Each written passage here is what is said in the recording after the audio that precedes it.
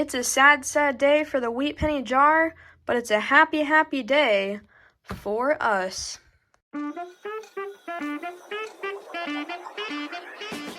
That is insane. Holy cow. It's 1950. We found a 50 Denver. We found a 50 Denver. Oh my gosh, we found a 1950 Denver. Oh my gosh. Oh my goodness gracious. I am shaking right now.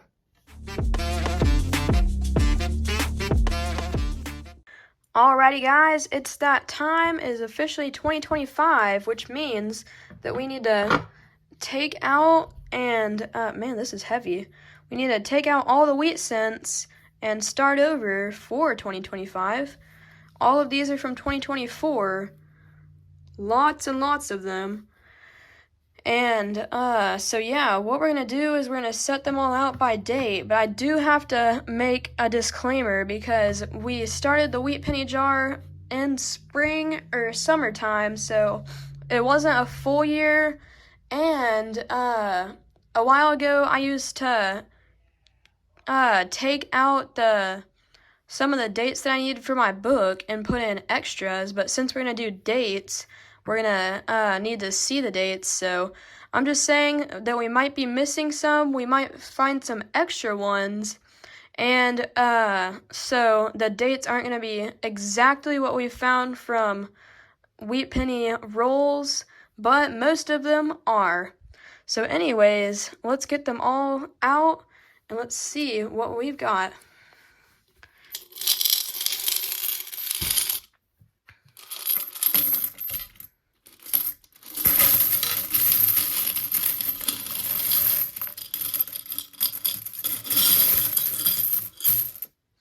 That is a lot of wheat cents. Found an extra one that ran away. Alright, so what I'm going to do first is try to get them organized by 1940 and earlier, 1940s, or not 1940 and earlier. We're going to get them separated by 1939 and earlier, and then all of the 1940s and all of the 1950s. So let's get to that. We're going to put them in piles, and then we'll go from there. Alrighty guys, after many hours, I think we finally got them sorted into 4 different groups: the 50s, the 40s, the 1939s, and earlier, and then the miscellaneous, or not miscellaneous, but partial date or no date wheat cents. So, I will go ahead and tell y'all, I've already told y'all, but I'm going to tell you again in advance. What you see in here, most of the stuff is from the hunts, but some of the stuff could possibly be from my personal collection, because before we had the wheat penny jar, I would just roll up all the wheat cents that I found and put them with the ones that I already had in my collection. So when I had the idea of the wheat penny jar, I just had an estimate of what was taken and put into rolls from the earlier coin roll hunts of pennies from that year, or from this year. So some in the 30s and before 40s and 50s might not actually have come from coin roll hunts, but most of them do, or most of them are. And like I said with the book, I used to put, or before we had the wheat penny jar, and I think for a few weeks or maybe a month or two, when we had the wheat penny jar, I would take out the wheat cents from the hunt and switch the ones out that I needed for my book with the spares that I had in my collection. So anyways, I'm just telling y'all in advance that it's not going to be totally spot on with all of the dates, but it's as close as I tried to get it. Anyways, we had a total of 589 wheat cents, which is insane, and yeah, I'm super happy with that. And let's get to the 50s. Alrighty guys, I did want to mention before we do start the 50s pennies that I got a few books to put these pennies in, so it's easier to organize them by date. I just got a couple of Lincoln cents from 1941 to whenever. This one I think I'm going to use as a backup set for later, but these two are going to be used for this hunt. So let's see what we get with the 50s. Alrighty guys, we are so close to being done with the 50s pennies. That's all that we have left. But we did find one, and I'm kind of having a hard time telling what this is. I could be a 54 Philly, or it could be like a 30 something. So I might just classify it as a no day penny to go along with those. And let's finish up these pennies. We have got all of the wheat cents from the 1950s sorted out. These are all of the extras, or the duplicates. The most wheat cents that we found in the 50s are going to be 1957 Denvers. Just for the sake of time, I'm not going to go through and count all of these, because that'd take way too much time. I did fill up the books. We're missing the 52S and the 55S, but other than that, we've got all of the wheat cents. So I will take that, and let's move on to the 40s. Alrighty guys, we have finished the 40s pennies, and I just decided to organize them by year instead of year and mint to save more room. We did have two 50s pennies that I must have whatever the word is. I accidentally put them in the 40s, but anyways, lots and lots of 44s. I'd say that could be a full roll of them. Let's compare it to his 50s. Yeah, there could be a full roll of just 1944s alone. And for these, we did pretty good, except for we didn't find any steel cents this year, but that's okay. And we didn't find any 1949 San Franciscos this year. But other than that, we've got every single year and mint, and I'd say that's pretty good. And now, let's move on to the 30s and earlier. Alrighty guys, for the 30s, we did have one that I could get the date off of. It was 1921, but I can't tell if there's a mint mark there or not.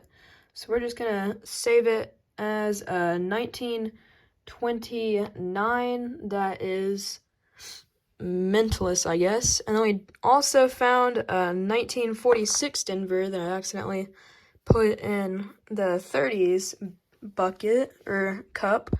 But anyways, this is all of the extras, and since it is the 30s, I'll show you all the dates that we did fill. We got one 1911, which is our oldest that we found in 2024, a 1916P, a 1916S, a 1917P, a 1918P, 1919, 1920, 1920S, 1924S, which is our lowest vintage of wheat cents that we've found this year, and it is 11.7 million minted. We found a 1925 Philly, 26 Philly, 27 Philly.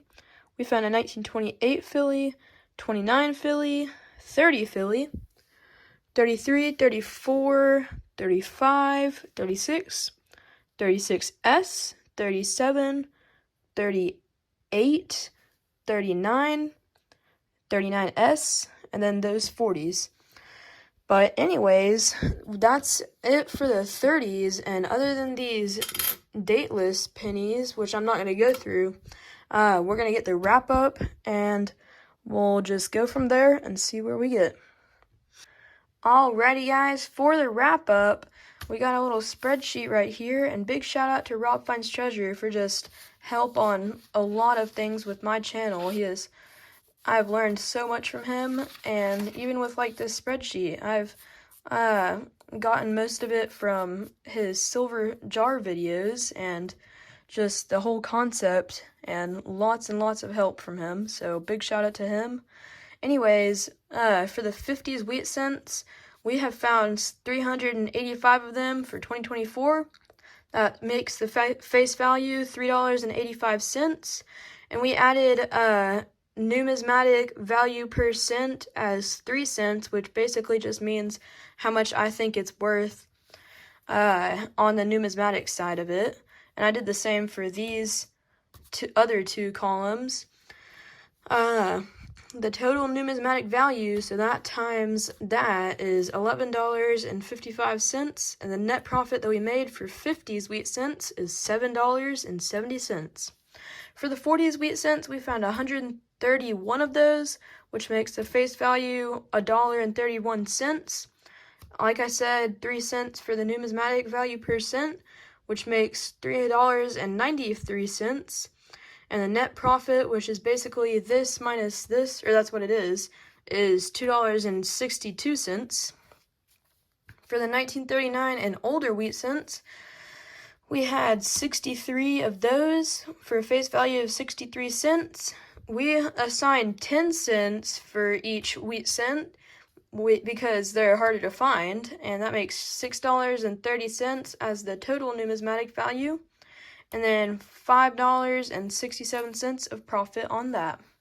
For the partial or no date wheat cents, we had 10 of those for 10 cents, 3 cents for each, because these are pretty common, so I just put the same thing, because normally coin shops would just throw them into a bin with all the 40s and 50s, so I just put it as 3 cents.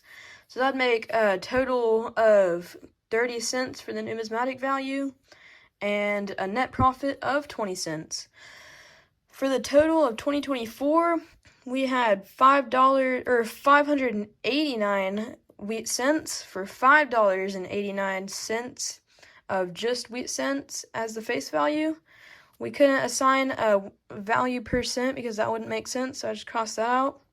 And then $22.08 for the total numismatic value, and $16.9 of net profit. So that's how much we made this year off of wheat pennies, and I'd say that's pretty good for just looking and change. Anyways, I thank y'all for watching. I had a great time making this video. I hope you had a great time watching it. And as always, have a great day, and I'll see you guys later.